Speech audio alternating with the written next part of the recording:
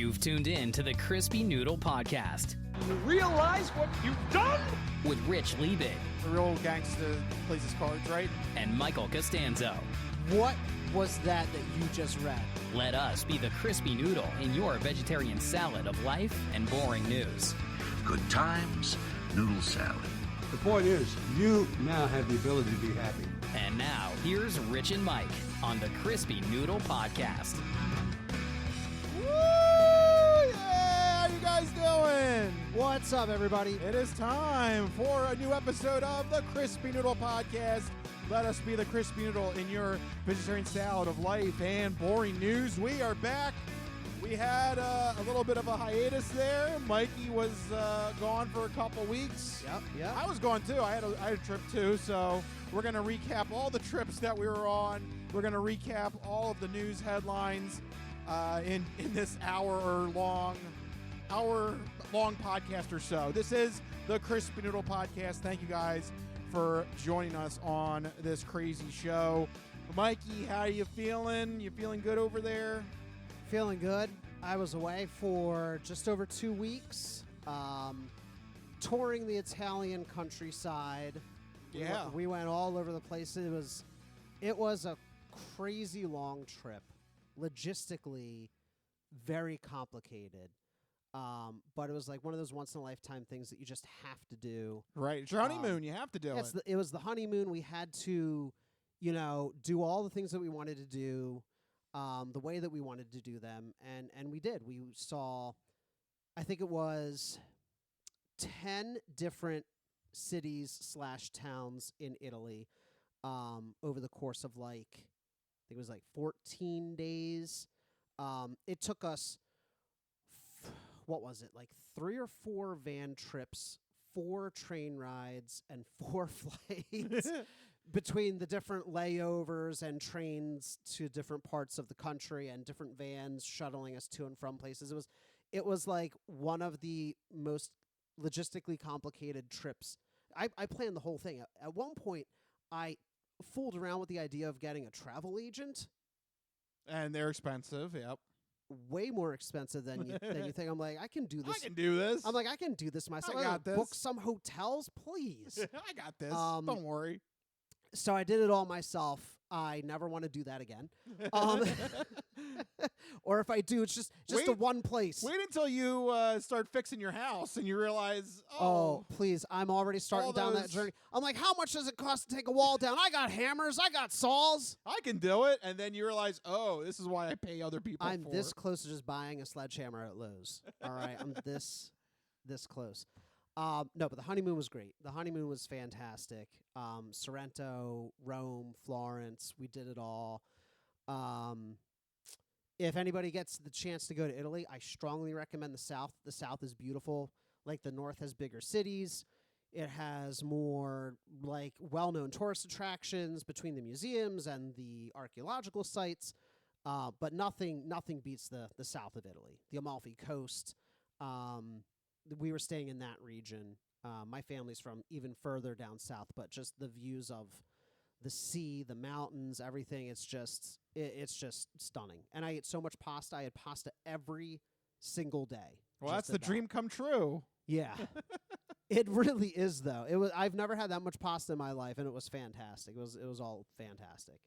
But I'm glad to be back. Yeah, you're finally back. It's nice to use Philadelphia, Pennsylvania. Yeah, it's nice to use normal toilets and have ice in your water. These are things that Europe have not fully wrapped their minds around yet. So it's nice to be back. Yay. Yeah. Welcome back, Mike. Yeah, and I've missed doing the podcast, too. We've been away for 3 weeks. Yeah. It felt weird. I was I had Tuesdays, I didn't know what to do with myself. Yeah, I was... And because the time difference, too, I would randomly text you at 8 o'clock in the morning. I'd be, look at this steak I'm eating. And you're like, what the fuck are you doing? Yeah, I didn't know. Yeah, the time difference. I wasn't sure when I was texting you. Yeah, I know. I was just firing off texts. I was like, I don't know what time it is there. So. Yeah, that was an actual legitimate concern. I was like, I don't know if I should text Mike because I feel like he might be asleep right now. Yeah. Sorry, I did not give that much thought to it. I was like, Rich would want to see this steak. I do. I wanted to see it. Of course. But I Right. was like, is it like late now for him in Italy? I wasn't sure. So. Yeah, no, I don't know. I still have not fully gotten back up to speed. Like going back to work, the number of emails and like I'm like taking meetings this week that I have like no concept of like what it's about because I've been away for so long. And like people just put meetings on my calendar and I just pop in and I'm like, hey, Hey, what am I supposed to be doing? what's happening here? So it's been an adjustment. Like today, I was like, "What day is it? What day is tomorrow?" I'm like still all out of sorts. Oh, yeah. but Yeah, it's gonna take a couple days for you to get back into the rhythm of that. oh man, yeah. And then into home stuff, but that's another story for another time. Yep. What have you been up to while I've been away? Because me, Yeah. it's just been pasta and sightseeing. So I caught up on video games. I caught up Nice. on TV shows. Nice. We're going to get into all that in just a bit. I did go on a trip, and it's ironically the shirt you're wearing. I went to Hershey. Hershey, Yeah. but not the park. You said. No, we actually everybody does the park, and Right. I don't do roller coasters. So No. it was like, no, I'm not doing that. If you don't do roller coasters, you're not going to enjoy the park. So instead, we actually went around the city of Hershey. Like I think people forget Hershey is legitimately its own town. There's Yeah. its own restaurants, places to eat, things to see. We went to the Hotel Hershey. That's a historic landmark. See, I had no idea yeah. because I'm one of those people that just goes to like Hershey Park and Chocolate World, and the rest of the town is just how you get to the park. You know, I never thought to actually stop in the town. Yeah, it's actually its own, living, breathing thing. Nice. It's a legitimate town.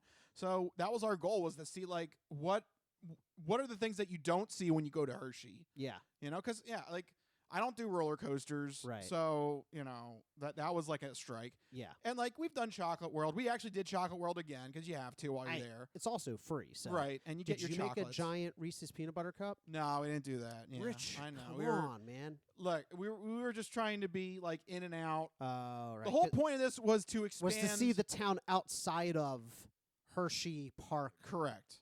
realm. Yeah. Also, they only validated parking for 2 hours, so we had to get out of there. That's the real reason. That's the real I want to reason. make the Reese's peanut butter cup, but I only got 10 minutes left. Right. If we don't, they're going to charge me a full stay here. We got to get out of here. You don't want to do that. So, yeah, we made the best of everything. It was a Nice. lovely time. It was a lot of fun. So, it's one of those things. It was good to see another perspective of Hershey, PA. Yeah. It's its own town. Yeah, it's something that I never thought of, and it's probably way cheaper than going to the park. So, It was. yes. Thank you very much. Hershey Park is weirdly expensive, and if you don't have the benefit of living close to it like we do in this area, it is prohibitively expensive Yeah. to stay at the Hershey hotels. Like the branded Hershey hotels are very expensive. Yeah. I just love the fact they call it the Hotel Hershey. I don't know. To me, isn't that fancier? It's very fancy. It's The like you're hotel- yeah. reversing the adjective and the noun. Ooh. Yeah. It's Hotel Hershey. it's like the European way of doing it. It would be like the Hotel of Hershey. The Yeah. Hotel Hershey. So in our American minds, like, ooh, fancy. Yeah, it's fancier. Yeah. So I've never stepped foot inside of it. So I did. Ha-ha. aha, I got you. Yeah. In this weird Hershey competition. Ha-ha. I don't know. So yeah, that was my trip. So we both Nice. went on trips during our Yes. hiatus away from the podcast. So there you go. What we've been up to. Before we get into the news at hand and everything that we missed on, there is a big presence that has left the art scene here in Philadelphia and the radio scene. It's you know me, I worked for WMMR. I'm not going to beat around the bush. It was a rough couple of weeks because one of our heroes, one of our legendary personalities passed away very unexpectedly as well. I mean, I know he was 70, but he was in fine health as far as we knew. And the last time I saw him was when I was in Preston and Steve, and I was promoting the game show marathon, and he seemed very fine. He was his usual self. He asked me a lot about the game show marathon and how I was doing, and it's with a heavy heart that I had this happen. And it's funny. I had a couple weeks to think about this, and I still am a little bit choked up at that headline that Pierre Robert, the legendary, iconic DJ for WMMR for 40 years, almost 40 years. I mean, these numbers just don't make sense in the current media climate. Like, we are never going to see a career like this from anybody anymore. Unfortunately, yeah, he passed away. It was like a week after we did our season finale, and I was just heartbroken over it. And it was just one of those things you just saw, like, so much outpouring for WMMR, for Preston and Steve. It definitely kind of was a sign that we all grieved a little bit together. But it was just something that really it stopped me in my tracks. I don't know what I was even doing that day when I heard the news break, but I just stopped. It was just one of those weird scenarios that was just like, I can't believe a man of his stature is just gone all of a sudden. And again, legend is a word that's thrown around a lot. Pierre Robert is a true legend. Between all of the interviews he did, all of the work that he did for Philadelphia radio, his storied career, again, it's going to be something that we're never going to see ever again. That stay at one radio station, never changing formats, never changing his shtick or his personality or anything like that. I mean, it's unheard of in radio. And I got the chance, I was lucky to work with him during my time at WMMR for almost 10 years. And he was just always he was just a wonderful guy to be around.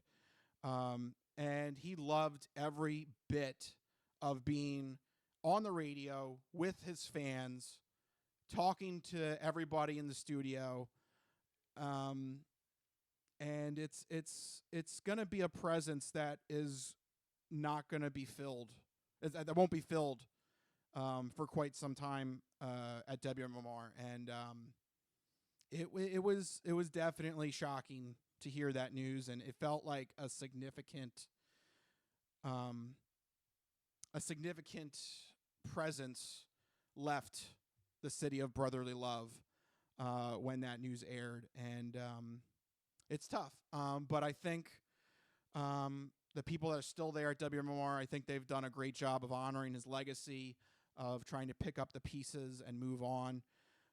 You could hear it, boy, I mean, it was one of those things you had to tune in to Preston and Steve the following day and the day after, and you could just hear the heartbreak in their voices, and all the calls they got, all the celebrities that was another thing too. All the celebrities that randomly just picked up the phone and called WMMR. Like, think about, like, Billy Corgan of Smashing Pumpkins, Bon Jovi. Like, they went out of their way to call WMMR to let them know, like, what Pierre Robert meant to them and the passing of it.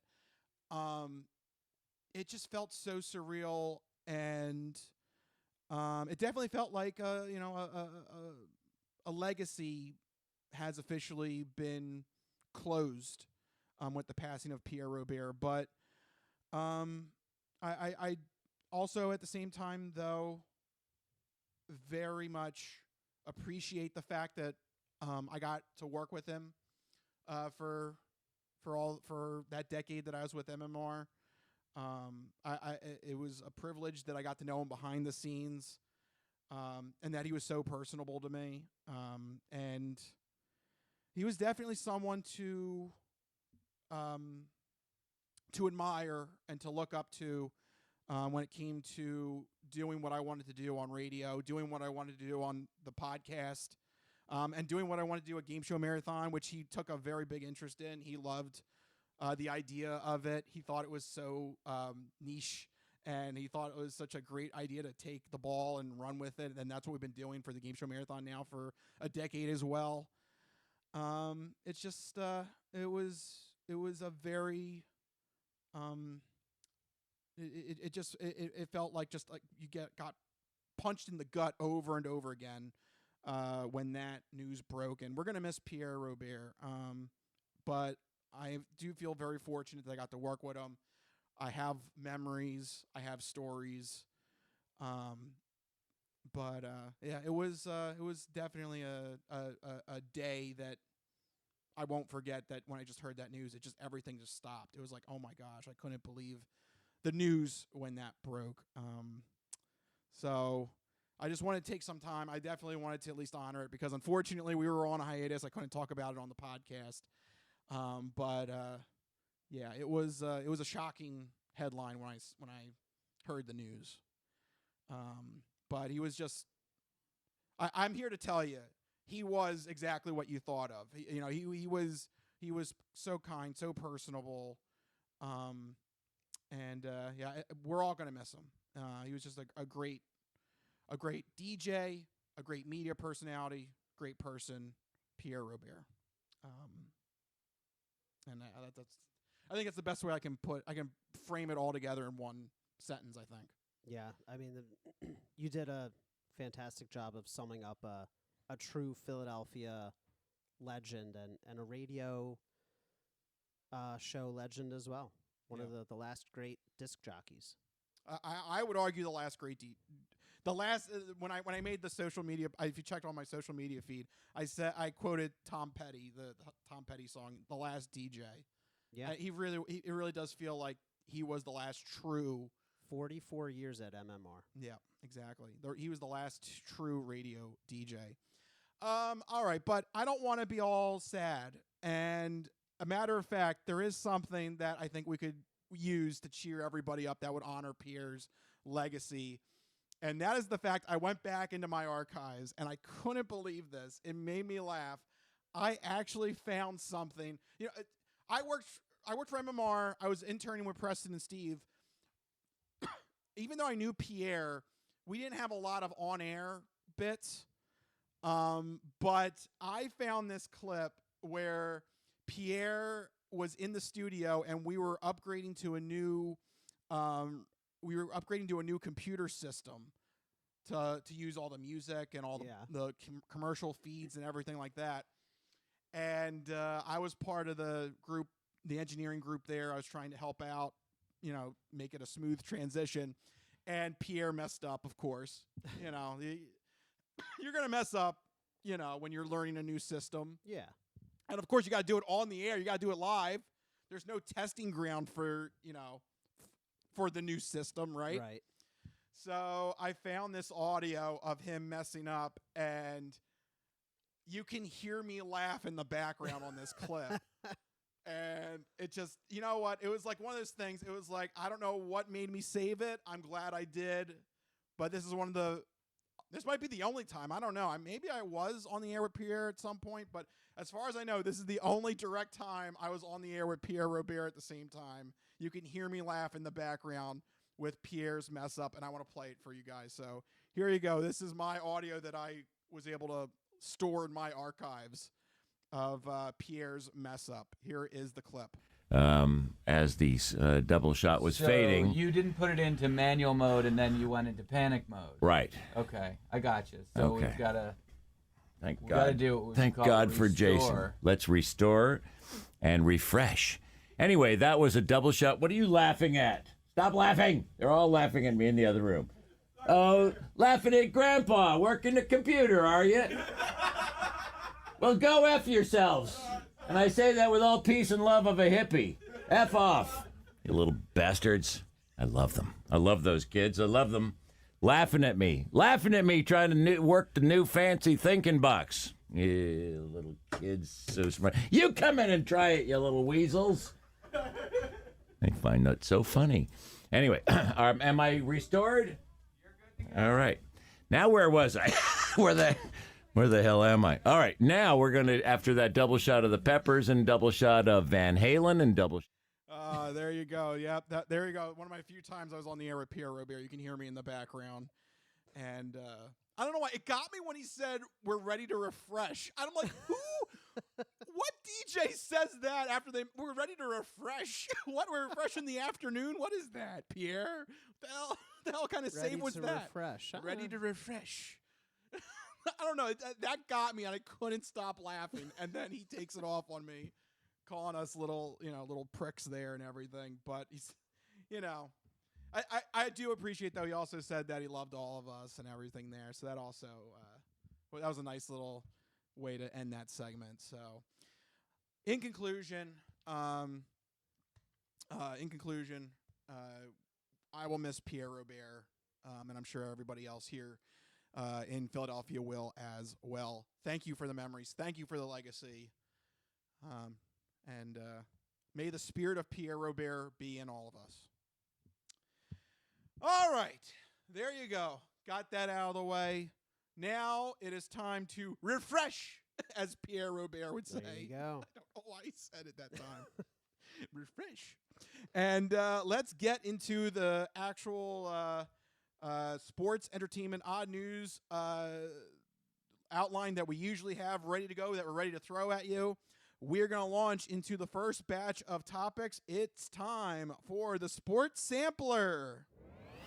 It's time for the Sports Sampler. So you're not good at sports. It's a very small part of life. Sports. In your face. All right, there you go. We also have new bumpers. There you go. Love it. Speaking of radio terminology, there you go. You got busy during the break. Yeah, we had to. We refreshed. We refreshed. We refreshed. Thank you, Pierre. All right, so we are going to jump into the Sports Sampler. First topic. This is something I know that you would want to keep a beat on, because we mentioned it actually as one of our last news topics before you went to your honeymoon. Yeah. And that was, there were some betting scandals in both the NBA and then later on in baseball. So this whole betting scandal going wild when you weren't here, Mike. And I think this might be a headline that pleases you. ESPN has decided to cut ties with Penn Entertainment and will discontinue ESPN Bet in the new year. For those that do have ESPN Bet, don't worry. DraftKings are going to take over that business partnership with Penn Entertainment. But, Mike, how do you feel about that? I feel like this is something you kind of wanted. Yeah, so, those of you that listened a few weeks ago, we talked about, the NBA betting scandal that was taking place. And I made the point that I think it's a little disingenuous for all of these leagues and companies to shame the athletes and coaches and whatnot for gambling on the teams. I mean, obviously it's not a good thing, but my problem was the double standard of people being admonished by the institutions that are taking money from the companies, from the gambling companies, that are making their money by the players of the institutions betting through their services. It was just a very roundabout way of, say, like the NBA and MLB making money off of their own players gambling through those services. And I thought that was very disingenuous, that kind of incestuous feedback loop. So I think this is a step in the right direction for the sports world to be like, hey, it's kind of weird that we're like, thou shalt not except for me. So it's a step in the right direction. I think that it should go further. I don't think that teams and stadiums should have sponsorship deals with these gambling platforms. If it's going to be such a problem in their sports, then they should cut ties with them entirely, right? Like you made the point that your grandfather would be like, his mind would be blown to know that stadiums and sporting events and teams have all these sponsored deals with DraftKings and FanDuel and all these things. Like it's a little crazy when you really step back and look at the whole macro picture of, if gambling and betting is such a problem in sports, then why invite it into the house? Yeah. That's a good way Right? to put it. I mean, what do you think? To me, the best sort of way to summarize this is the fact that when both of these scandals was being reported on by ESPN, they were actively talking about it, and then on the bottom graphic scroll, Over under, how many games suspended will they be? Right? it was like the sports ticker, and then to the right was make sure you place a bet on ESPN Bet. Yeah, it's crazy. It was the ultimate hypocrisy. It is. It's super hypocritical for these institutions to do that. So this is a step in the right direction. Obviously, it would be great to see. So this is ESPN cutting ties with them, but the leagues still have sponsorship deals, right? Yeah, they're not for gonna, the not gonna stadiums stop that. and the television and stuff like that. And I understand the money's too good to pass up, but you gotta think. You really got to think about where the money's coming from. DraftKings is handing out, FanDuel is handing out these big dollars. They're making their money off of your players gambling on their services. So think about that the next time you slap their hand when they get caught in the cookie jar. You know, I'm not saying players should be allowed to do it, but it's a little disingenuous. It's a little double standardy. All right. So there you go. Had to update Mike on that. Yeah. All right. I also have to update on the Eagles. Yeah. What the heck's going on? You missed 2 games and a bye week. I've never been happier.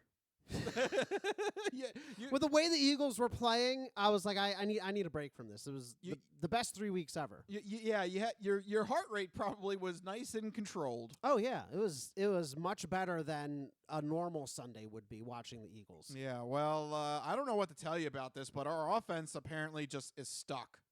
That's what I've learned from these 2 games. I know the Eagles won. I know the Eagles are doing good. But that's the only thing you know. But I cannot. The Eagles are 8-2 somehow. Yeah. I cannot understand how this offense, with so many weapons, is just stuck. They just don't I know, move the ball. I know the offensive line is hurting, and I know that that's a factor. Right. But there are ways to combat that, Right. especially when you have weapons like Saquon, like Devonta Smith, like A.J. Brown, like Dallas Goedert. There is too much talent still on this team for them to only average 17 points over the last 2 games. It's ridiculous. There's a distinct lack of creativity. So, I've been trying to get caught up on the Eagles. It seems like the past few games are the same problems we've been having all year long. That the offense isn't moving the ball. We're going 3 and out at an historic rate. Right? I think it's some crazy percentage of drives are ending with 3 and outs. And it's really the defense that keeps bailing them out time and time again. Yep. And, the adage is that defense wins championships, but you still actually have to score at some point, right? Especially with all these weapons. Yeah, come on. Yeah, we have too many. Somebody's got to be open. We have too many top 10 players to be performing this poorly on offense. You run through every single player on the offensive side of the ball, and you'd be pressed to find somebody that's not considered top 10 at their position. Jalen Hurts, top 10 quarterback. Saquon Barkley, top 10 running back. A.J. Brown, Devontae Smith, could argue both of them are top 10. The entire offensive line, every position you go through it, they're in the top of the league. Well, I don't know. With Lane Johnson getting hurt, that might hurt your argument there. Well, as of right now, yes, with Lane Johnson being hurt, maybe not. But before he got hurt, certainly top 10. I hate to say it, but Lane Johnson, I think he needs to retire. He keeps getting banged up. Yeah. I mean, both of those games he missed significant portion of the time, and now he's got the dreaded Linsfrack injury. Yeah. So they say he's going to miss 4 to 6 weeks minimum. If he ends up having surgery, season's done. Yeah. He's out for the season. So yeah, I think he needs to. I think he's done. I think he's reached the end. He was performing at a high level last year. This year has been very injury plagued for everybody on the offensive line. I know that they're struggling a little bit, but there's there's no reason Saquon Barkley should be averaging only 3.8 yards per carry. There's no reason why you can't get the ball to A.J. Brown. I mean, let's look at the game against the Lions specifically. They targeted him 11 times, and he came away with 7 receptions for only 49 yards. What is going on? Yeah. It doesn't make any sense. And then what's even doubly weirder is the game that he had the hamstring injury. That's when the Eagles' offense looked the best. That doesn't make any sense to me. How is it trying to force AJ the ball?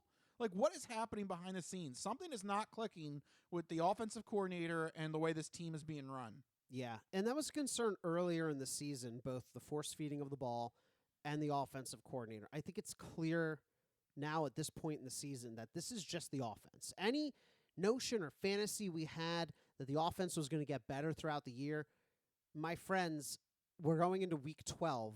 The offense is the offense. And they just have to find a way to make it work somehow, and hopefully it can withstand the playoff push. But I don't foresee any big changes happening.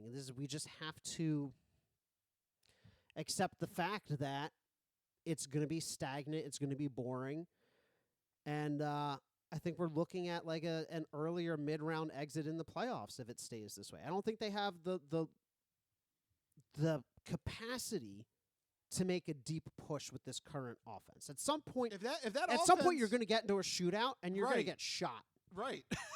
That's a good way to phrase that. I don't think, like, the defense, I do want to take a moment to really applaud the defense and how they played the past couple of weeks, holding both the Packers and the Lions to, back-to-back under 10-point games, I think it was, or something. What was their score against the Packers?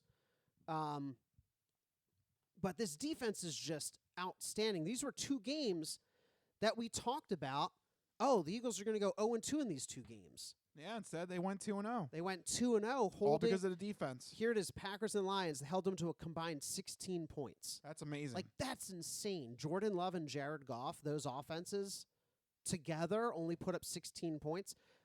But I don't think that is sustainable. No. You can't count on your defensive line having 5 batted passes in one game. Yep. And the Lions going 0-5 on 4th down conversions. 0-5 on 4th down and 3 of, I think, 13 on 3rd down. Like, yeah, that defense was working overtime. That was a crazy performance. Sacks, interceptions, fumbles, batted passes. It was the perfect defensive performance. You're not going to get that every game. No. So it's very worrying to see the Eagles offense still sputtering out here this late in the season. I don't know what you can do if this gelling can't become more smooth. Do you have any concerns that we could go full 2023? Yes. I hate this. Yeah. The team right now is reminding me more of 2023 than 2024. We had murmured about it earlier in the season. Week 3, week 4, we were like, oh, this team feels more like 2023 than 2024. When do the wheels come off? Because we haven't had that game yet where we get absolutely smacked like we did against the 49ers in 23. Yeah. So when do the wheels come off? I don't think the wheels do come off. I think we kind of just wobble into the station, and the station's like 3 stops before we think it is. I think we're just going to putter out. I don't think that the wheels are going to come off. I think we're going to make it to the playoffs. We're going to have a first round bye, and we're going to go to the divisional round and just get Oh, you think they're going to get a bye? We're 8-2. We're top of the conference. Yes, but and we have the direct tiebreaker over the Rams. True. I don't know. I think that's still up in the air. Look at the rest of the schedule. You have Cowboys, Bears. Oh, wait, do I still have it? Here we go. I still have the graphic. Oh, do you? So we have Cowboys. Look at that. Yeah. Cowboys, Bears, Chargers, Raiders, Commanders, Bills, Commanders. Commanders are way worse than we thought they were going to be. Yes. How about the Bears? The Bears are a surprise. Wow. I think, are they technically? They're in the lead. In the lead, yeah. In that division, yeah. Yeah. That could be a very interesting Black Friday game. I don't know. They might not pull that one off if the Bears keep playing to the level that they have been. I think the Bills is going to be a loss. They're not going to win a shootout with Josh Allen, especially with the way that they are right now. No, Bills is a loss. They will drop, the way that I see it, they will lose probably about 3 more games. They will lose to either the Cowboys or the Bears, not both. They will drop one to the Bills for certain. And I feel like they might actually accidentally drop one to the Commanders. Yeah, they still have 2 matches against the Commanders. Yeah. I think that the Commanders give them enough trouble in recent years that we might accidentally lose one, or it might be like the last game of the season. We've got the playoff spot locked up. Maybe we just like try to rest our incredibly injured offensive line kind of situation. Yeah. So I feel like we lose 3 more. That would put us at what, 12-5? You don't think we could get a bye with 12-5? It's doable. It's doable, but it's just tough because you have to be the number 1. You have to be the number 1. I know. You can't get it with number 2 anymore, like the good old days. Right. So we shall see. I don't know if they get the number 1 overall seed, but we will see as we progress through the season. And speaking of seeing things into the future, let's go into Fantastic 4 picks for Week 12. Mike, you've selected 4 games here that we should keep an eye out for. So, Mike, what are the games that you think we need to alert our viewers and listeners to? Do we not have music anymore? No, we don't. Ah, okay. Yes. That old lingering issue. Yeah. Which we shall not speak of. First up, we have AFC up-and-comers versus the old guard.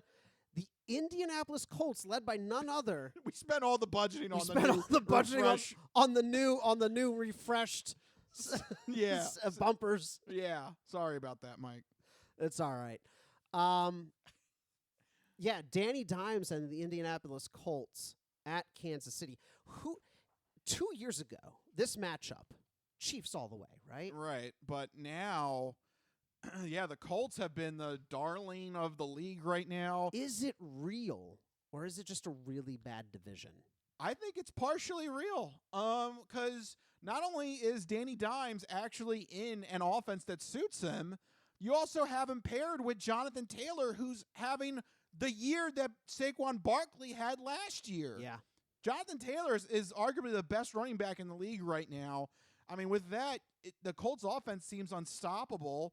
The Chiefs, on the other hand, they look lost. They are 5-5, and they're coming off of a stinging loss to the Broncos. And when they lose, they look defeated. Yeah. There doesn't seem to be a lot of fight in them anymore, right? No. So I'm going to go with the Colts in this one. Yeah, it feels weird to say it, but I like the Colts as well. This is one of those games where if they want to be considered to be the best in the AFC, you still have to beat the Chiefs. Even though the Chiefs are 5-5, there's like this aura around them, this mystique around them. Andy Reid, Patrick Mahomes, the Chiefs, 3-time Super Bowl champs. If the Colts can beat this team, that, I think, makes a statement on their entire season. Like, yes, this is for real. It's not just an inflated 8-2.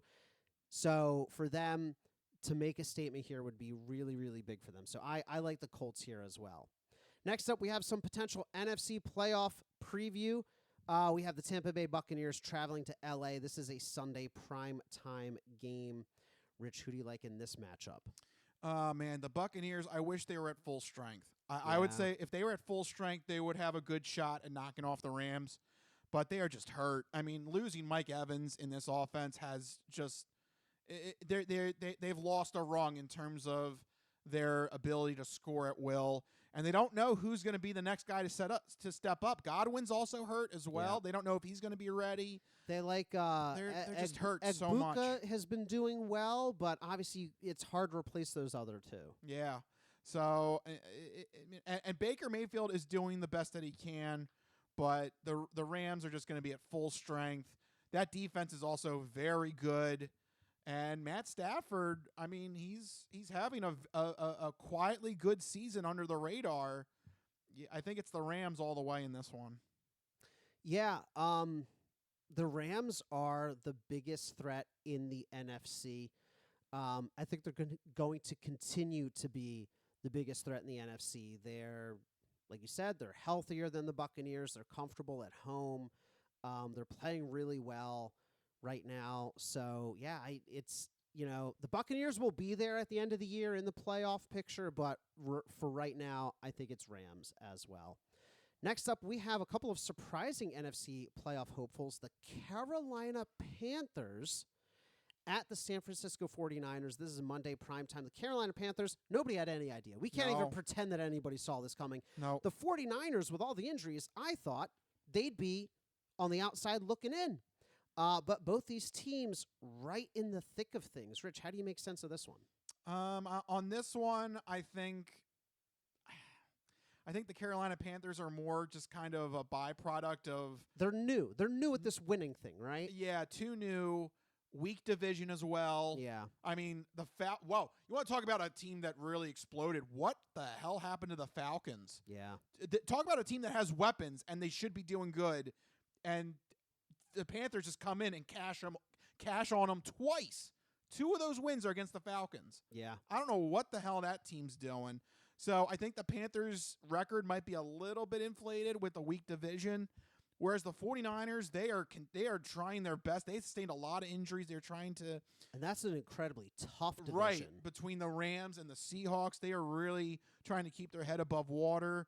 So I'm going with the 49ers, and I think they're going to get they got Brock Purdy back as well. They did. So he needs to justify that contract he signed with a good game. So I'm going with the 49ers in that matchup. Yeah, I mean, really what this comes down to is this is kind of a must-win for the 49ers. They're third in that division. So if they want to be in the playoffs, they need to win this game. The Panthers might skate in just because of the nature of their division. San Francisco is not going to skate in if they can't win these quote-unquote easier games. San Francisco's been there. They've done that. They have the experience. Panthers, they're very new at this winning thing. So I like San Francisco as well. And finally, we have our very own hometown team, the Philadelphia Eagles, traveling to Dallas to face off against the Cowboys. This is Sunday, 4:30. Rich, who do you like in this matchup? Will the offensive woes be able to get us through this game? There might be a silver lining here because the Dallas defense has been one of the worst defenses the last couple of weeks, except for that game they had against the Raiders, which if there's a defense that could make them look good, it would be the Raiders. Go figure. But that Dallas defense is missing Micah Parsons. There is definitely a step down that they have taken from losing Parsons in that trade with Green Bay. If there is a chance for the Eagles to get things right on the offensive side of the ball this late in the season, it might be a game against a weak Cowboys defense. We're going to see. You know what what is it you said? You said in a shootout, somebody's going to get shot? Yeah. Well, for the Eagles, this is the time to make sure the gun goes onto the Cowboys and not against them. So I'm actually slightly optimistic. I think the Eagles can take this one in Dallas. Yeah, it's a weird situation these two teams find themselves in. The Dallas Cowboys got blown out by the Broncos. They lost to the Cardinals, who are terrible, and they blew out the Raiders then. The Eagles are winning close, tight games against really good opponents. I think the defense, once again, steps up and helps to save the day. I'm hoping that this game can help kickstart the offense and help us see how to work within the scheme going forward. I mean, right now, the Eagles defense is playing so well, you can't really pick against them, right? So I'm going to go Eagles. We'll see. They did much better while I wasn't watching them, so... Actually, it's you, Mike. Stop watching them. Listen, I got packing, so I might just not watch them this weekend either. But right now, I'm saying Eagles. All right, so there you go. That is our Fantastic Four picks for this upcoming week of NFL games as we chug along in this season for the National Football League. All right, we did a lot of talking there to start off the show, so we need to take a little bit of a break and regroup and refresh, as Pierre Robert would say. Don't go anywhere, though, because when we come back, we got the entertainment entree and the non-fortune cookie odd news when we return. This is the Crispy Noodle Podcast. We'll be right back.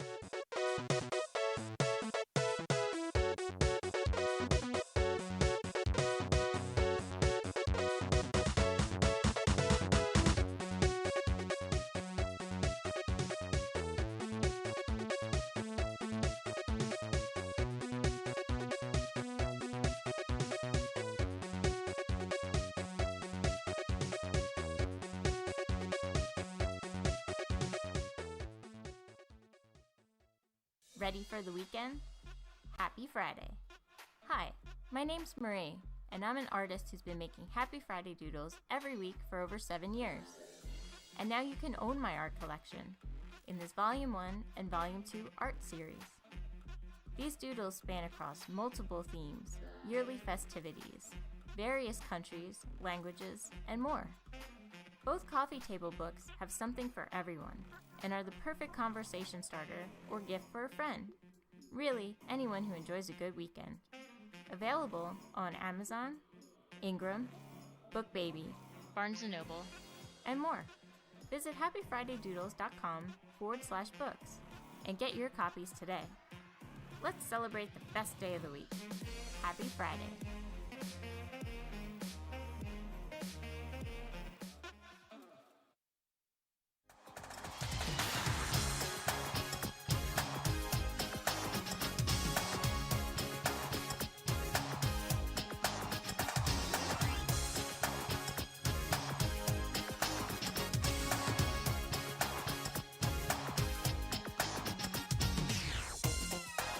Oh, yeah, we're back on the Crispy Noodle Podcast. Rocking and rolling as we move on from the sports realm, going into the next batch of topics with a new sounder, as we pointed out. So, Mikey, are you ready to hear the next one? I'm ready. All right, here we go. Part of our refresh. It is time for the entertainment entree. This is the entertainment entree, featuring news in movies. The Simpson guy writes to movies. Dear Die Hard, you rock. Especially when that guy was on the roof. Music. What is that? I know what that is. That's music. Video games. Do a barrel roll. To barrel roll, press C or R twice. Celebrities. You really know Warren Beatty? Yes, I do. I took a leak next to him once at the Golden Globes. And more. You were the all-singing, all-dancing crap of the world. It's time for the entertainment entree. There you go. The official way to kick off the entertainment entree now. Love it. All right. And we are going to do the only way that we like to start off the entertainment entree, and that is the segment where Mike is going to let you know what you should keep an eye out for this upcoming weekend with new movies, TV, and video game properties with Mike's This Week in Entertainment.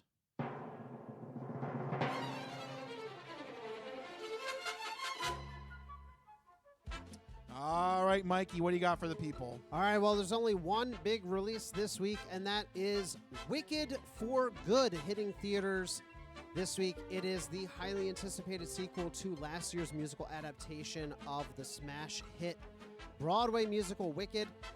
This is the second act of the stage musical, and thankfully about 25 minutes shorter, which was, for me personally, one of the downsides. And I loved Wicked, but one of the downsides of that first movie.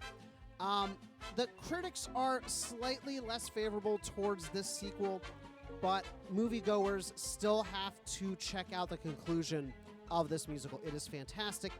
Has one of the best songs in the closing moments of this act.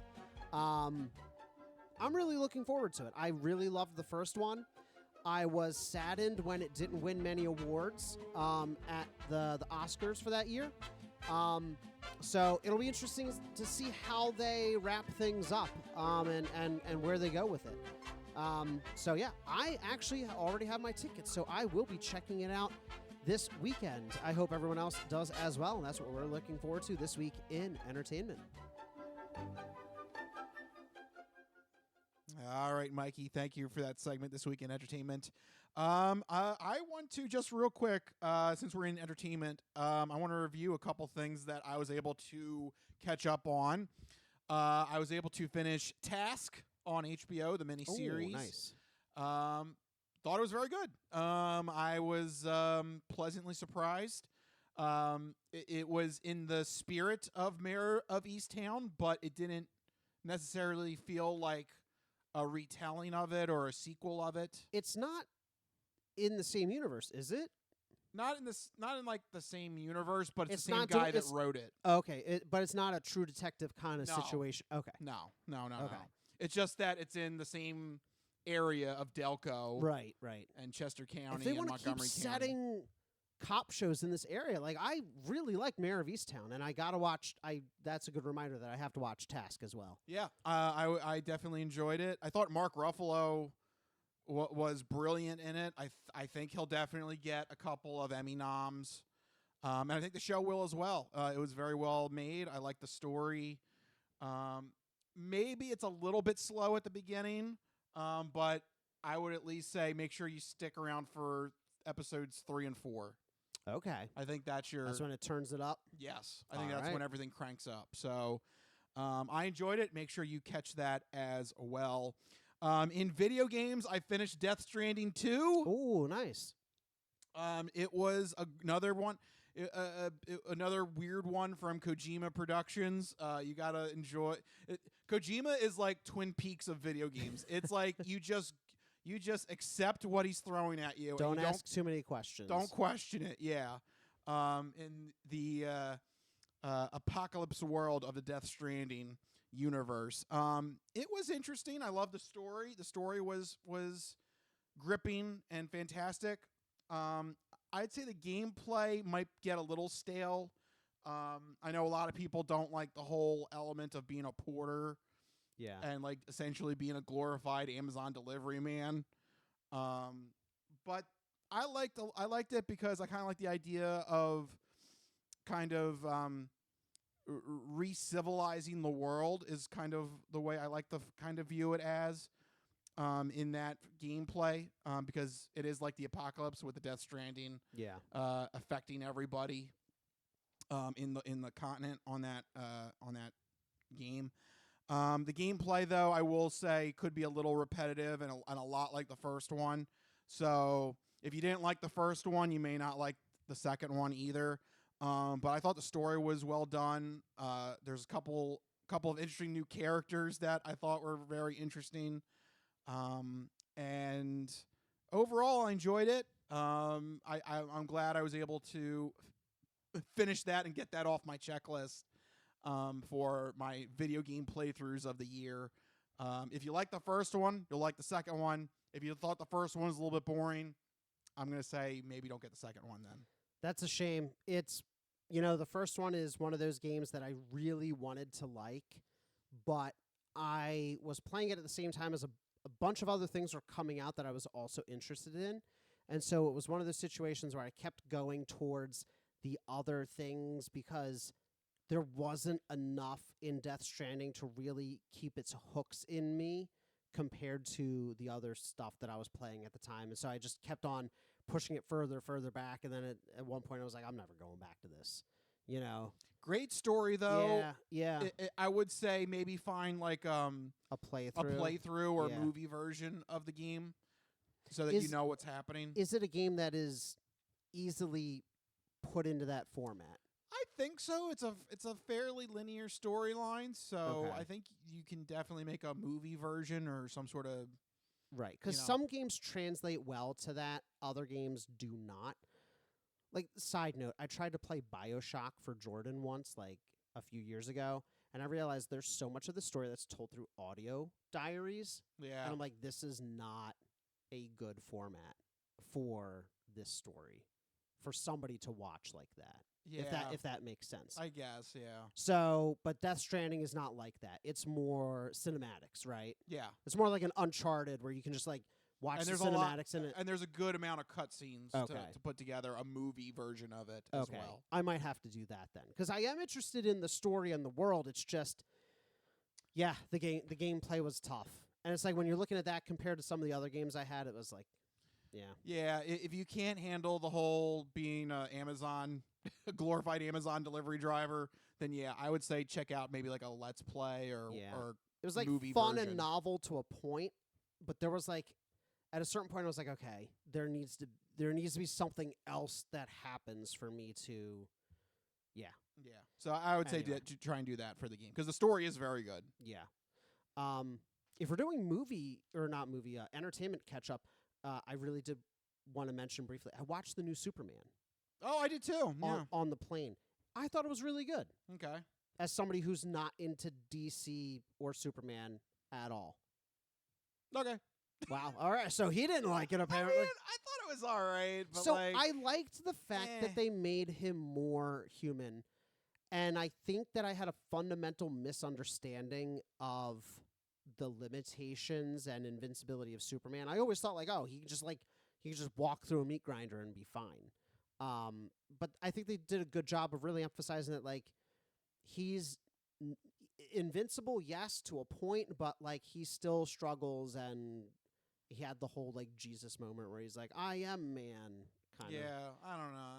That Which was kinda very weird. preachy and very like there was a lot. The final like quarter of the movie was a lot of monologuing, which I didn't hate, but also at the same time I'm like, okay, like, you know, how much do you really have to say? In like the climax of the movie was just all shouting at each other. Yeah. So, but I thought it was a good new direction for DC though, compared to previously. Yeah, we shall see. I thought it was all right. I'm not wowed by it. Yeah. I mean, when I say good, I mean like a 7 out of 10. It wasn't like a Suicide Squad Part 1, you know? Yeah. I will say I was pleasantly surprised with Nicholas Hoult as Lex Luthor. I thought he did. I thought if you had to give the gold star, I think went to him. I thought he did a very good job as Lex Luthor. Yeah, he did do a good job. Yeah. But I don't know. We'll see. I think this is, you know, it's the first entry for the James Gunn DC universe, so we'll see how that pans out as well. But sorry, I stole your That's thunder. Back to you. That's fine. And something else you wanted to talk about? Yes. And that is another video game that I've been trying to promote out there, trying to get Mike to play. And I think this might be the straw that breaks the camel's back for you, Mike. Okay. Because now it's not just me. The 2025 Game Awards nominations came out, and Expedition 33 makes history.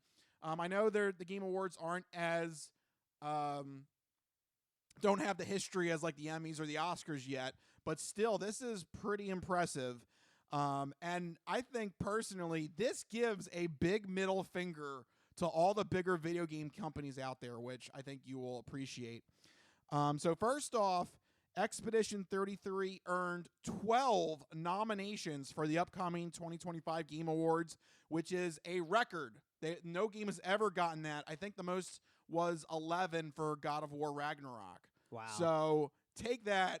Expedition 33 gets 12 nominations for this upcoming Game Awards.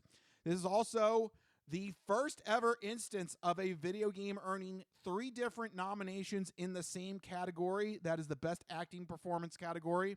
Charlie Cox as Gustav, Jennifer English as Mael, and Ben Starr as Verso. All 3 of them got Best Acting nominations. Charlie Cox infamously said that he did all of his lines in one day. Like, amazing that they were able to squeeze these great performances from these 3 actors, and they got their recognition in this category. And what I really want to bring to attention to all the bigger video game companies, and why I say it's a middle finger to them, is the fact that only 30 people were on the team at Sandfall Interactive that created Clair Obscur Expedition 33, and they pulled off arguably what I think it's going to win. the best game of 2025. I'm just so amazed that a small team put together this amazing story, fantastic gameplay, amazing visuals. It's a slam dunk, and I can't believe only 30 people did it. This should be a sign to Rockstar, to EA, to all these big video game companies. You don't need how long GTA's taken? 12 years? You don't need 4,000 people working on a game. You just need a good storyline, good characters, decent gameplay, and people will come and play your game. Yeah, I love that story of Expedition 33. The story of the making of it, not the story of the game, because I haven't played it yet. I really want to play it, and like you said, this further solidifies for me that I need to do so. But I love sort of what Expedition 33 represents in games in general, in that, one, self-contained single-player games are still valuable. Two, that you can create something that is a complete package without microtransactions and DLC and free-to-play and all these other money-grabbing schemes. And also, like you said, good stories always will matter. At the end of the day, the games that I find myself talking about the most are the games that have the best stories. The God of Wars, The Last of Us, the Expedition 33, whenever I get around to playing it. Those are the games that stick with people and end up climbing the ranks of, best games of all time or most impactful games of all time. I think it's really important in games, and if they want to continue to broaden the scope and broaden the appeal of games and to be more recognized as a legitimate art form, that argument has been settled. But if they want to really, make it as big as something like movies and TV, they need to give more space and more focus on games like Expedition 33 and the work that they're doing. We're at a really important point in video game history where we have them being adapted into award-winning shows like The Last of Us. We're getting good movies based on these properties. So, put more focus and effort into games like that and less into the ultra monetized games like modern Assassin's Creed or, Battle Royale kind of games. There's a place for those, but I would love to see games refocus on story and single-player experiences. And hopefully with this nod to Expedition 33, I think it will. 12 nominations is crazy. Yeah. I mean, that's impressive. I mean, to even beat out a game like God of War Ragnarok, which for me was one of the best games of this generation, that's saying something. Yeah. So, Mike, you need to play it, and everybody else needs to play it too. I gotta play it. If you consider yourself a video gamer and you haven't played Expedition 33, you have to. I'm gonna go tell the wife that sorry, I can't pack. Yes. Or move into the house. I gotta play Expedition 33. I'm gonna say, and Rich told me to, so I'm gonna send her your way if she's got any issues with it. Yes. Make sure you write to. Write to my email department and let them handle your it. email. You have a whole department Sure, to run your email. Wow. It's actually just my 2 cats. That's it. That explains the lack of responses. They're just sitting there. Just food. Send. Food ? Send. That's it. It's just them. Just like 12 times a day. Yeah. But yeah, so Expedition 33, definitely got to check that out. Real quick, though. There was something else that popped up in entertainment, kind of like a 2-for-1 deal here. New ideas are hard for Hollywood. 2 things popped up recently. The first is the Toy Story 5 teaser trailer dropped this week. I thought the series was fine at 3. Yeah.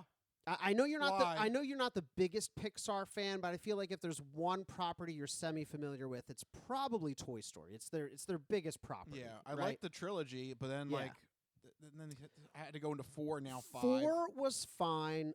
5, the teaser trailer seems interesting. I will admit, I will most likely go see it, but I am getting a little tired and a little worried that Pixar keeps going back to the same well over and over again. It used to be every year a new Pixar movie. It was Toy Story, Bugs Life, Monsters, Inc., Incredibles, Wall-E, Up. It was like boom, boom, boom, boom, boom for the longest time. And then all of a sudden they're like, wait a second, we can make a second one of these things. And it's guaranteed to do well. And then Toy Story was the first threequel. And the first, is there a word for forquel? I don't know. Fork off.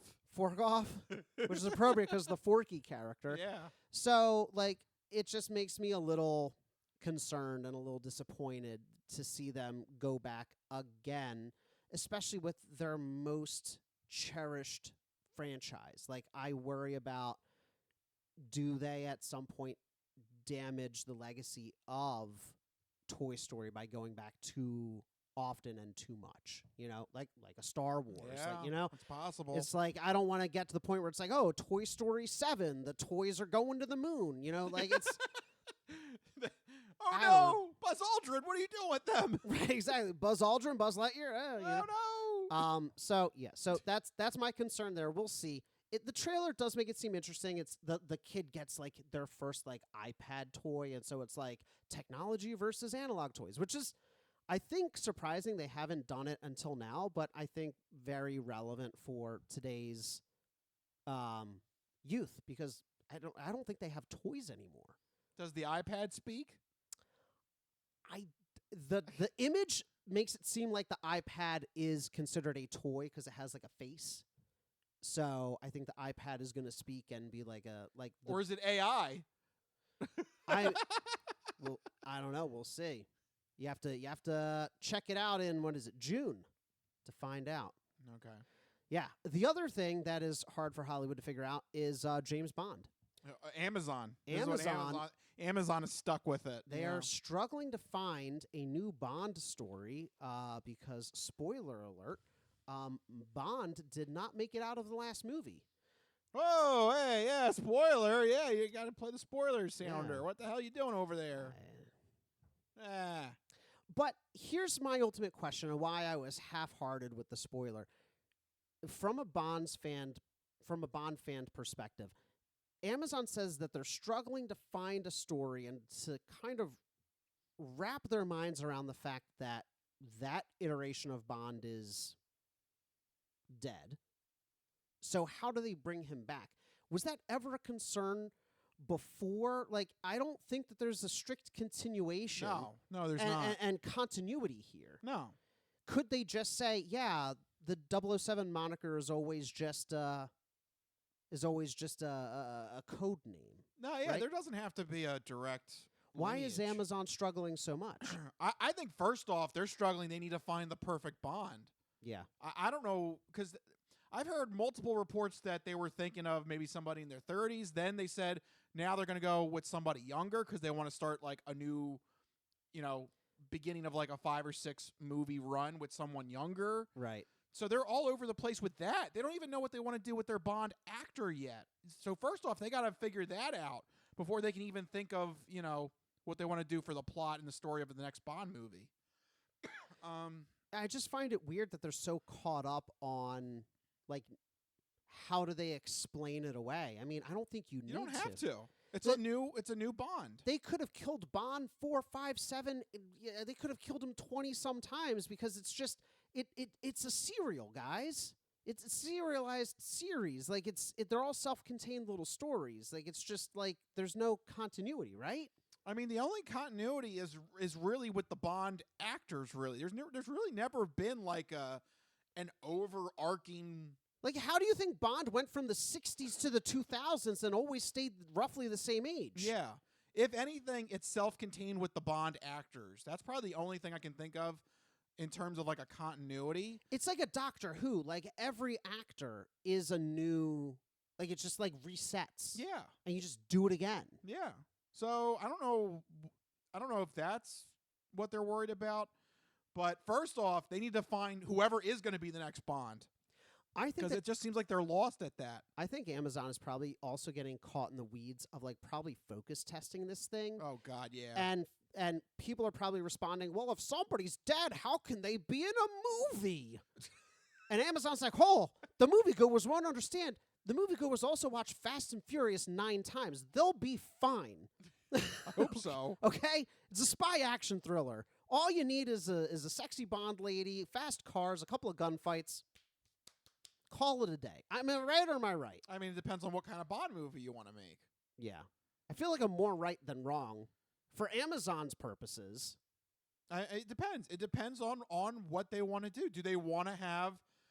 That sounds like kind of your more popcorn Bond movie. Do they... They're trying to go cinematic universe and they're trying to create some kind of... Wouldn't surprise me. That would explain their struggles, because then they're like, how do we figure out the continuity when there's never been continuity for 50 years of Bond? Yeah. They want continuity now? It wouldn't surprise me if they try and like launch some sort of 007 universe. Or do you think this was sabotage from the previous Bond rights holders? Well, it doesn't matter now. Amazon has full control. It's up to them. Maybe they knew that this would throw a wrench into their thing. I don't know. That's why they did it. Yeah, as someone who's a fan of the Bond series, it is definitely disheartening to see that Amazon is having a lot of trouble with this. It's very confusing to me that they're having that much trouble. Yeah. Again, I don't know what's happening behind the scenes, but it shouldn't take this long. Yeah. I would hire Richard Madden and just go straight from there. I think Richard Madden would be the perfect Bond. I don't know why that's not an option. Yeah, I mean, just anybody at this point. Yeah, anybody at this point. Come on. You got to start at some point, because at this rate it's going to be forever. Yeah. For Bond fans. Yeah, it's going to be the longest gap between Bond movies. And worse than anything, you risk losing relevancy by staying out of the focus too long. Yeah. All right. So with that said, we are done the entertainment world, and we are going to start our third and final segment with our new sound clip for the non-fortune cookie odd news. Snack time! Oh no, what have you done? What is the charge? Eating a meal? A succulent Chinese meal? Oh, Howard, excuse me, but your wife's cookies are out of this world. Who told you you can eat my cookies? You've opened up the non-fortune cookie odd news. Holy shnikes. I don't make this stuff up. No, go past this part. In fact, never play this again. I'll take a pound of nuts. That's a lot of nuts! That'll be $4, baby! You want fries with that? And you, sir, are you waiting to receive my limp penis? Oh, it's Hoagie Fest. Let me pull over this asteroid. What?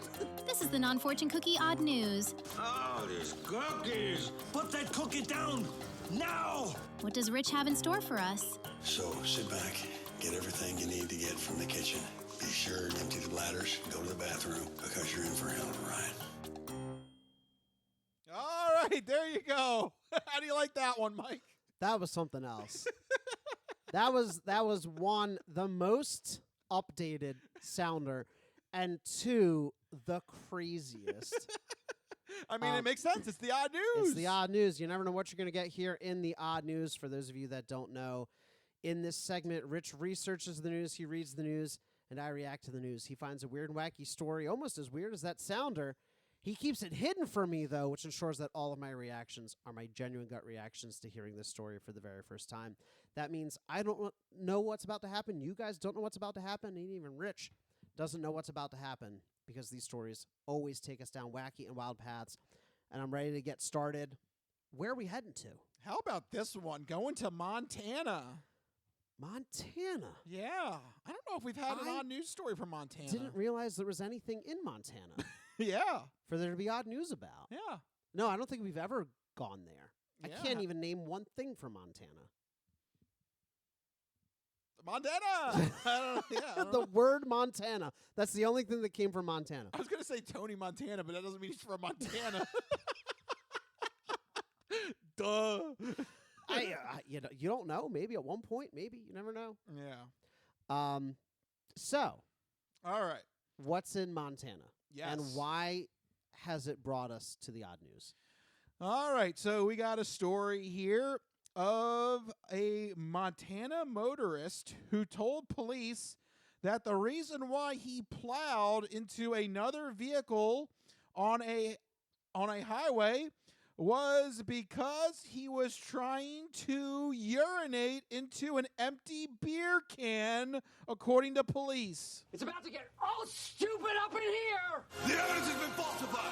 Yes! That's why he plowed into another vehicle? Yes! Oh my gosh. It's about to get all stupid up in here! He couldn't have just pulled over? No. I'm trying to make time here. Oh, right. Sorry. Yep. Got to multitask. As detailed in the probable cause affidavit, 53-year-old James Howard was driving his Chevrolet Suburban on the highway when he slammed into the rear of a Volkswagen. A highway patrol officer who arrived at the scene reported seeing that Howard had large Budweiser beer cans in the center console and on the passenger seat. Oh, man. So he's been having a few. Yeah. When cops asked him about the Budweiser cans, he said that they weren't contained, that they did not contain beer, that they all contained his urine. You look like the piss boy. Oh, wow. That makes it so much better, obviously. You look like the piss boy. That's a lot of piss. A few concerns with that statement. You look like the piss boy. One, he is the piss boy. But two, the fact that they contain his urine means that they were empty, which means that he had consumed them, yes? No, that doesn't necessarily mean that. Okay. I could have found these empty beer cans. Maybe he was being a good citizen and he was recycling. He was recycling, yeah. He found them on the side of the road. He stopped. He picked them up. He's like, oh, no, now I need to pee.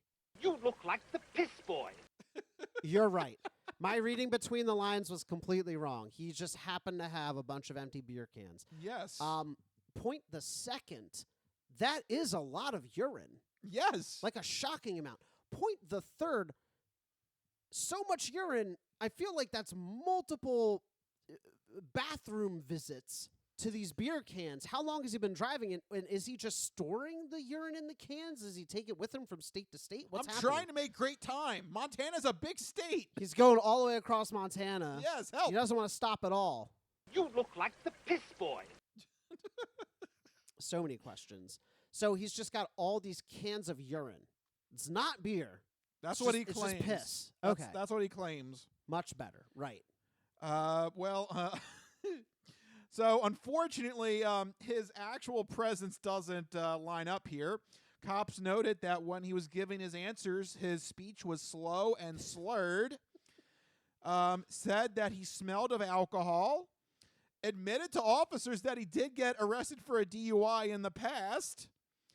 And that his pants were also covered in urine. You look like the piss boy. So now it's not even accurate. He didn't even get it in the cans. Yeah. If you're gonna There piss, was a bit of nastiness last night, yes? Some very extreme nastiness, yes? Yes. listen, if you're gonna piss yourself, just piss yourself. Don't why make it more complicated than you need to? I mean, honestly, if you're gonna make a mess, just why plow into another car by trying to finagle a beer can? And you ended up pissing yourself anyway. Oh man, so yeah, what a disaster. Yeah. Very interesting. Very interesting way to try and deflect this crime. Don't worry, it's not beer; it's piss. It's all piss. Every can that you see, every single can filled with piss. That's so alarming. You look like the piss boy. Well, guess what? They didn't even need to. They didn't even need to investigate the beer cans because they were able to do a post-crash intoxilizer test. Wow, that sounds fancy. I never heard that. I don't know. Sounds like a sci-fi term. Is that a post-crash? You said intoxilizer? Intoxilizer. Ooh. Why does that sound fake? Right? That kind of sounds like. We're giving you the intoxilizer. I got it. The cops just want to arrest this dude. They're just like, oh, this dude's lying. They were just messing with him. But like, I don't want to have to go and actually like get the equipment out, have him blow. Like, we're gonna have it. you use the intoxilizer. They hand him a pen. But he blows right into the pen. Yeah. All right, yeah. Well, their theory is if he's drunk enough to think it's real, yeah, then he's failed the test, right? I get that would be my logic. If you're sober and they hand you a pen, you're like, wait a second, this is a pen. You're like, you got us. Oh, you're sober. You're not drunk. You're not, exactly. You blew into the pen. You're drunk. Right. Intoxilizer. That can't be right.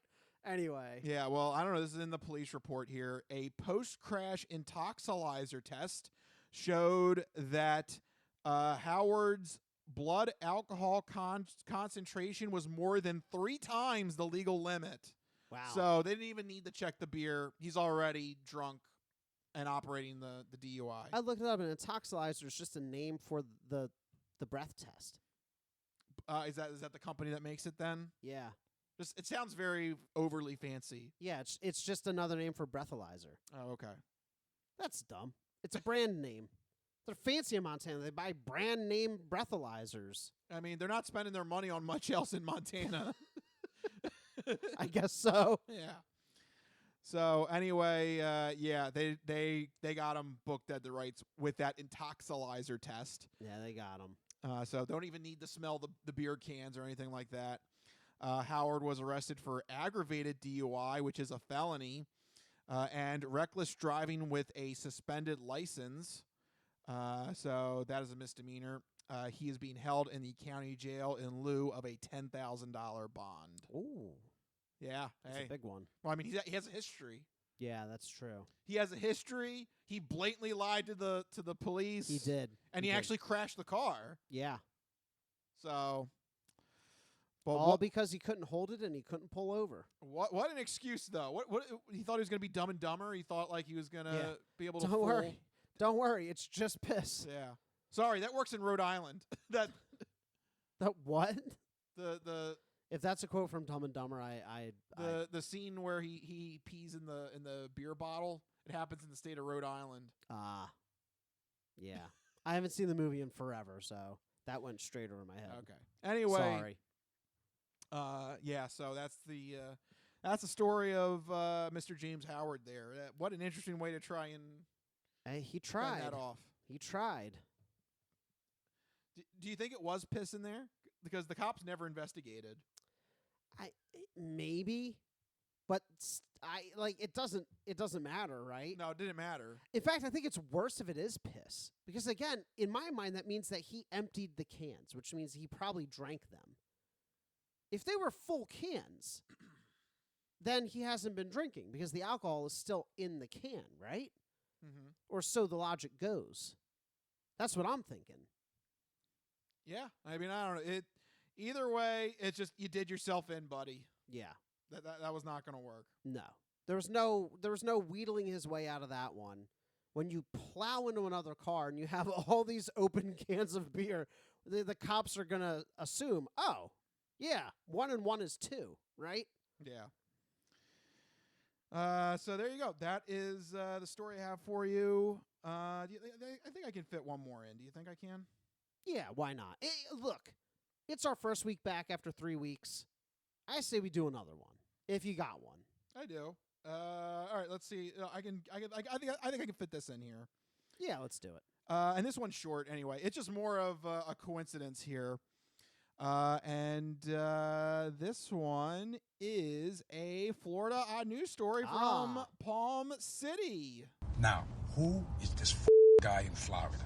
It's Florida, and they're crazy. So there you go there.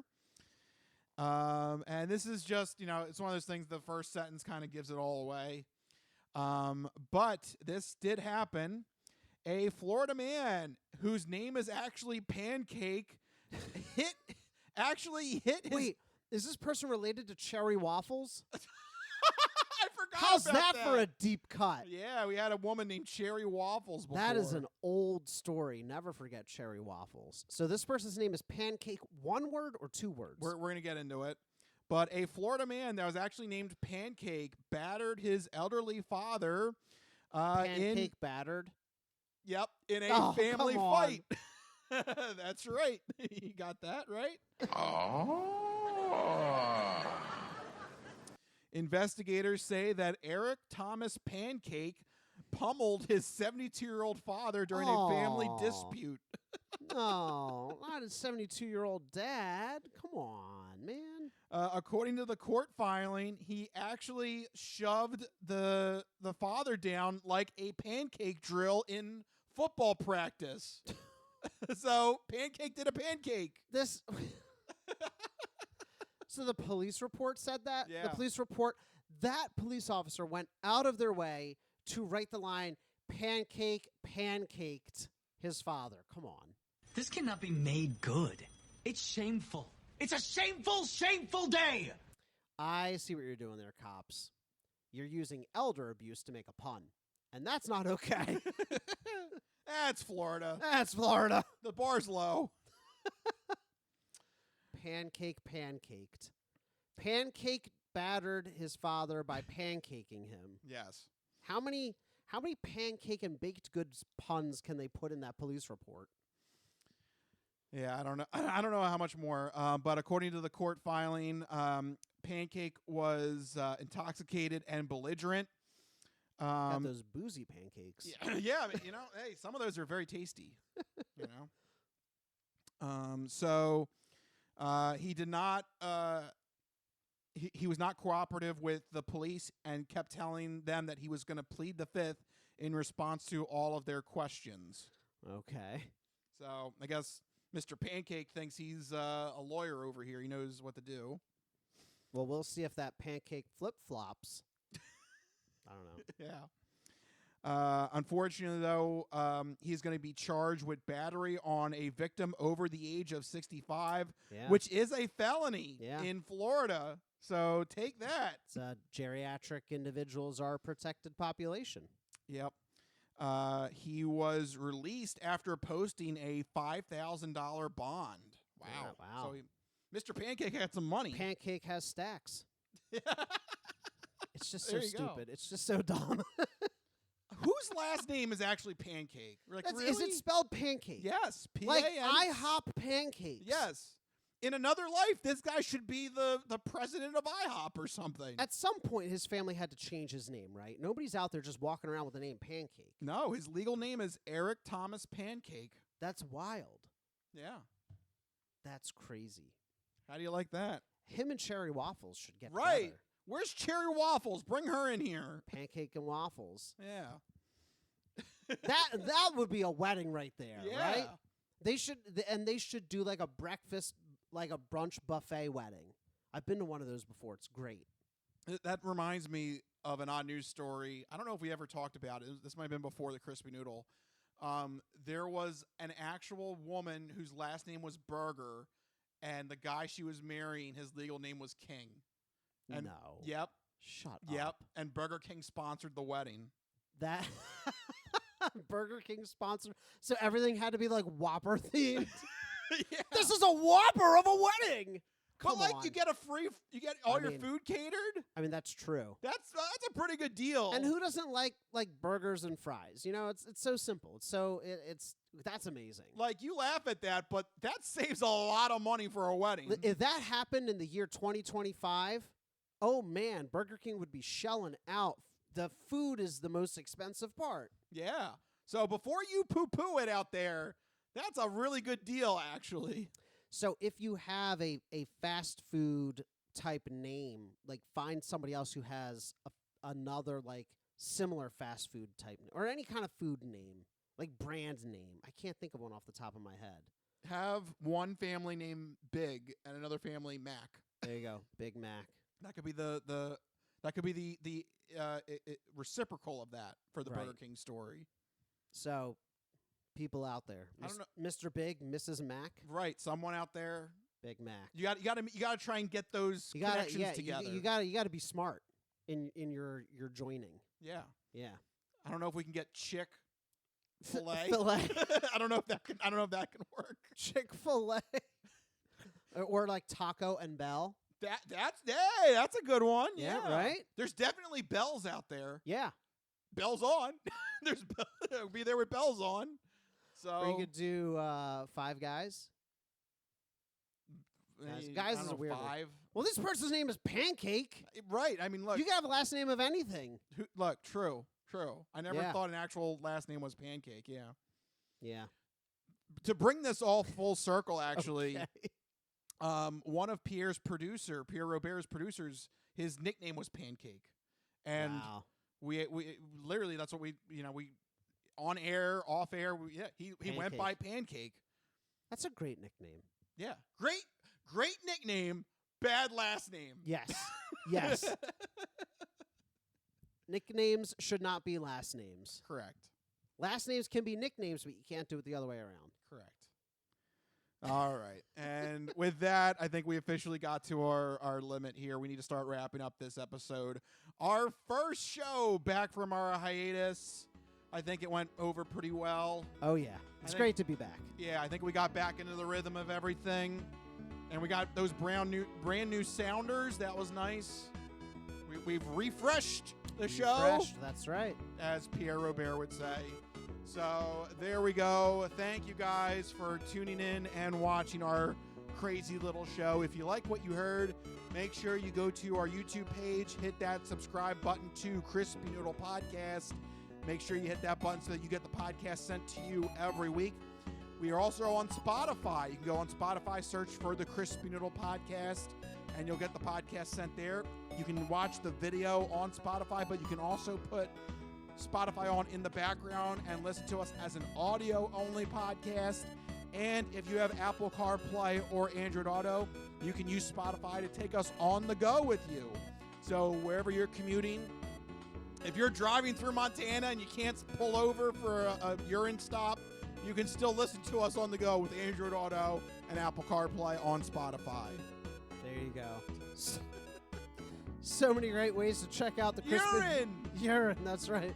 So many great ways to check out the Crispy Noodle Podcast, but if you need to get in touch with us individually to share your sports, entertainment, or odd news stories, you can find us on Blue Sky.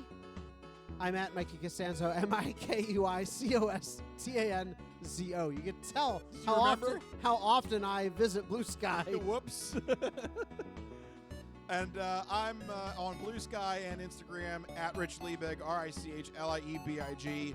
You can find us there. Let us know what's happening. If there's a topic you want us to talk about on a future episode of the Crispy Noodle Podcast, send it our way. Any odd news goes to me so that Mikey doesn't see it. But if we talk about a subject that you send our way, we give you the sausage shout out. So let us know what you want to hear on a future episode. But for right now, we got to wrap this up. This has been the Crispy Noodle Podcast. Let us be the Crispy Noodle in your vegetarian salad of life and boring news. That's going to do it for us. We'll see you guys next week. See you guys later. Bye-bye, all you fine peoples. Good night.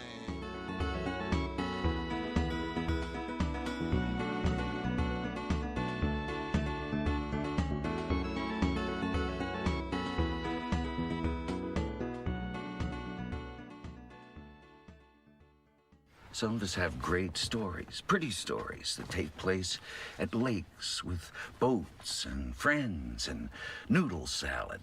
A lot of people, that's their story. Good times, noodle salad.